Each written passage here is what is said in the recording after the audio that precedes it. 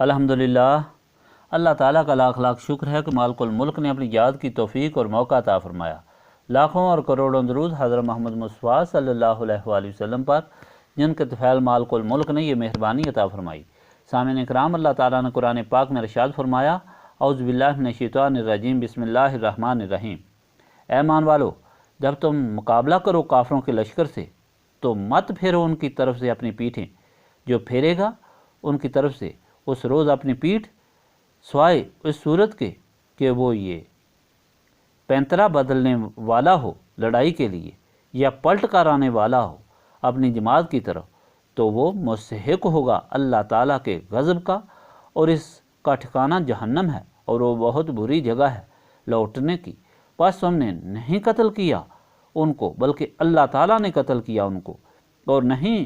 پھینکی آپ صلی اللہ علیہ وآلہ وسلم نے خاک جب آپ صلی اللہ علیہ وآلہ وسلم نے پھینکی، بلکہ اللہ تعالیٰ نے پھینکی،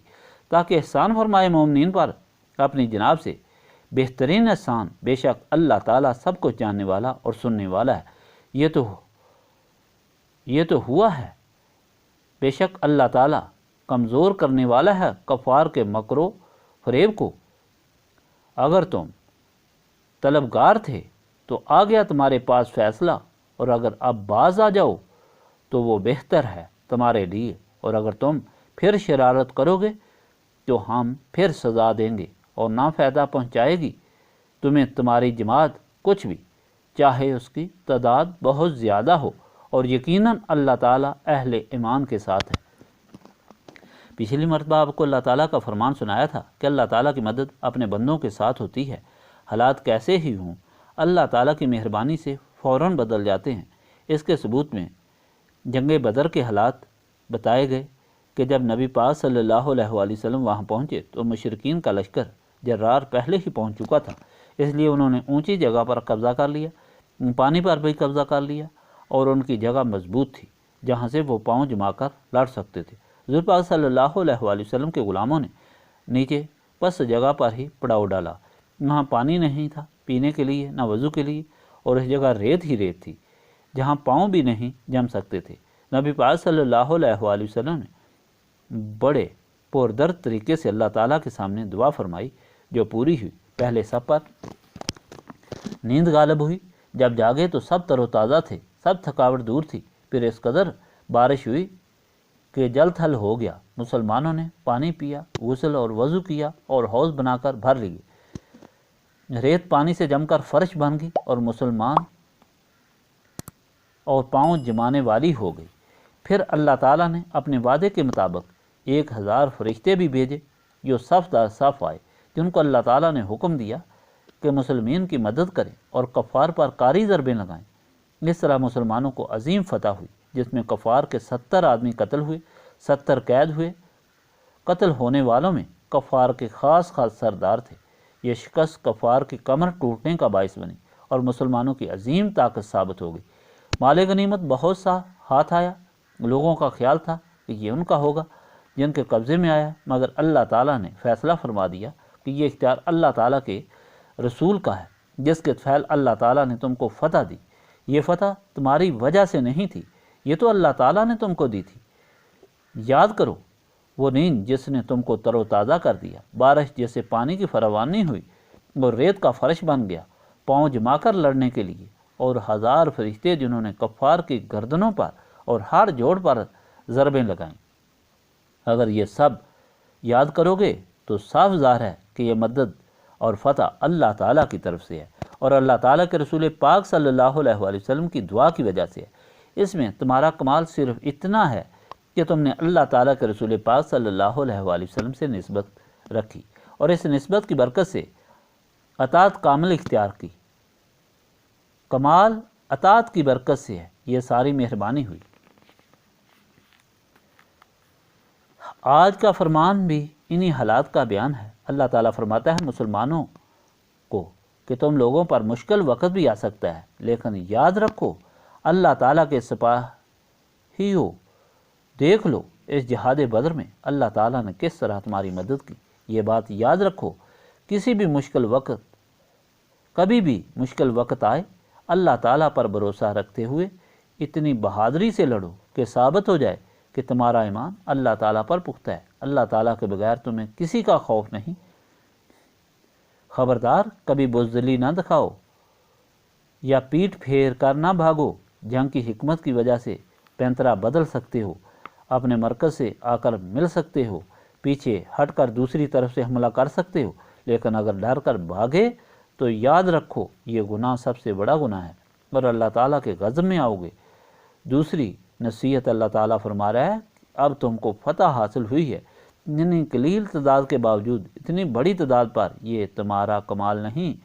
کہیں شیطان تمہیں گمراہ نہ کر دے کہ تم نے بڑی کمال کی۔ یہ سب تو اللہ تعالیٰ کا کمال ہے جس نے تم کو ایمان کی دولت سے نوازا، اپنی محبت میں داخل کیا، اپنی محبت سے اتنا سرشار کیا کہ سب کچھ قربان کرنے لگے، اور پھر ہر طریقہ سے مدد فرمائی، نیند سے، پانی سے، فرشتوں کی امداد سے۔ ہمیشہ یہ اللہ تعالیٰ کی طرف سے ہی سمجھو۔ دیکھو اللہ تعالیٰ کے رسول پاک صلی اللہ علیہ وآلہ وسلم نے مٹھی میں کنکریاں لیں، پھر کفار کی طرف پھینکی، اللہ تعالیٰ نے سارے کفار کی آنکھیں پھیر دیں، اور جو اتنی بڑی تعداد میں تھے اور اتنی دور دور پھیلے ہوئے تھے کہ کس کا منہ کس طرف تھا اور کس کا منہ کس طرف تھا، اللہ تعالیٰ نے ان مجاہدین کو، ہم کو اور قیامت تک کے لوگوں کو ہدایت دے دی کہ اللہ تعالیٰ کے رسول پاک صلی اللہ علیہ وآلہ وسلم کا قول اللہ تعالیٰ کا قول ہے، اللہ تعالیٰ کے رسول پاک صلی اللہ علیہ وآلہ وسلم کا فعل اللہ تعالیٰ کا ہے۔ اس لیے اللہ تعالیٰ کے رسول صلی اللہ علیہ وآلہ وسلم کی اطاعت دین اسلام کی شرط اول ہے۔ اس کے بعد اسی فرمان میں اللہ تعالیٰ نے کفار کو مخاطب کر کے فرمایا کہ تم نے انصاف اور فیصلہ مانگا تھا، اب انصاف بھی ہوگا اور فیصلہ بھی ہوگا۔ جس وقت کفار کا یہ لشکر مکہ معظمہ سے چلا تھا، اس وقت ابو جہل نے کعبہ شریف کا غلاف پکڑ کر دعا کی تھی کہ یا اللہ اس جھگڑے کا اب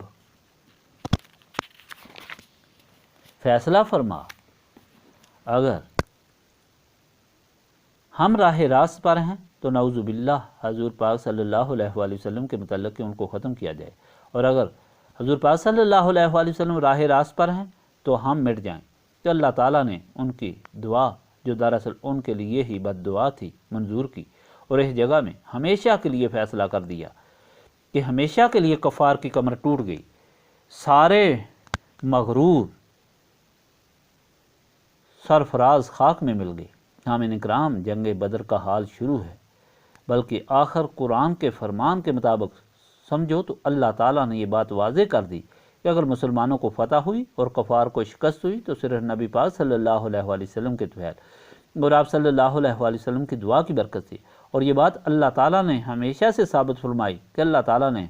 ہمیشہ سے اپنے رسول اور رسولوں کے غلاموں کو غالب کیا، تو سید المرسلین صلی اللہ علیہ وآلہ وسلم کا غلبہ سب پر ہے۔ تو یہ حقیقت تھی، اور بے شک اب بھی جو لوگ اللہ تعالیٰ کے رسول صلی اللہ علیہ وآلہ وسلم کی محبت اور حکم کے مطابق عمل کرتے ہیں، اللہ تعالیٰ ہمیشہ ان کو شرمندگی اور شکست سے بچاتا ہے، اور کائنات کے ذرے ذرے کو حضور پاک صلی اللہ علیہ وآلہ وسلم کے غلاموں کی مدد کے لیے حکم دیتا ہے۔ اللہ تعالیٰ کے رسول پاک صلی اللہ علیہ وآلہ وسلم کے حکم کی اطاعت صرف نسبت رسولی صلی اللہ علیہ وآلہ وسلم رکھنے والوں ہی کو نصیب ہوتی ہے، کیونکہ ان کے دل و دماغ روشن ہوتے ہیں، ان پر کسی قسم کا خوف غالب نہیں آتا، شیطان کا کوئی اثر ان پر نہیں ہوتا، نفس ان کو کبھی گمراہ نہیں کر سکتا۔ نسبت رسولی صلی اللہ علیہ وآلہ وسلم سے محروم نفس اور شیطان کے بہکانے میں آ جاتے ہیں، ان پر دنیا کی محبت بھی غالب آ جاتی ہے، اور خوف اور ہراس بھی ان کو اپنی لپیٹ میں لے لیتا ہے۔ اس لیے یہاں آنے والوں کو نسبت رسولی صلی اللہ علیہ وآلہ وسلم کی تلقین کی جاتی ہے، کیونکہ یہ دولت انسان کو اللہ تعالیٰ کی بندگی اور رسول پاک صلی اللہ علیہ وآلہ وسلم کی غلامی میں ثابت قدم کر دیتی ہے۔ سامعین اکرام، اللہ تعالیٰ اپنے اس فرمان میں نسبت رسولی صلی اللہ علیہ وآلہ وسلم کی فضیلت اور اہمیت بیان فرمائی کہ یہ ساری کامیابی اور فتح نسبت رسولی صلی اللہ علیہ وآلہ وسلم کی برکت سے نصیب ہوئی۔ یہ بات ثابت ہوئی کہ اللہ تعالیٰ کی مدد اور کامیابی کے لیے نسبت رسولی صلی اللہ علیہ وآلہ وسلم ازباس ضروری ہے۔ جس کو نسبت نصیب ہوتی ہے، اللہ تعالیٰ کی مدد ان کے ساتھ ہوتی ہے، اس لیے یہاں نسبت رسولی صلی اللہ علیہ وآلہ وسلم کی تلقین کی جاتی ہے۔ نسبت رسولی صلی اللہ علیہ وآلہ وسلم کے لیے سینوں کی صفائی کی ضرورت ہے، اور سینے صاف اللہ تعالیٰ کی یاد سے ہوتے ہیں۔ اللہم صلی علی سیدنا محمد وعلی آلہ وصحبہ صلاۃ تکون لنا امان من کل خوف۔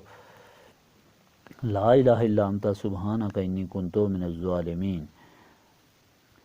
ربنا آتنا فی الدنیا حسنۃ وفی الآخرۃ حسنۃ وقنا عذاب النار استغفر اللہ العظیم الذی لا الہ الا هو الحی القیوم واتوب الیہ استغفر اللہ العظیم الذی لا الہ الا هو الحی القیوم واتوب الیہ استغفر اللہ العظیم الذی لا الہ الا هو الحی القیوم واتوب الیہ ربنا تقبل منا انک انت السمیع العلیم وتب علینا انک انت التواب الرحیم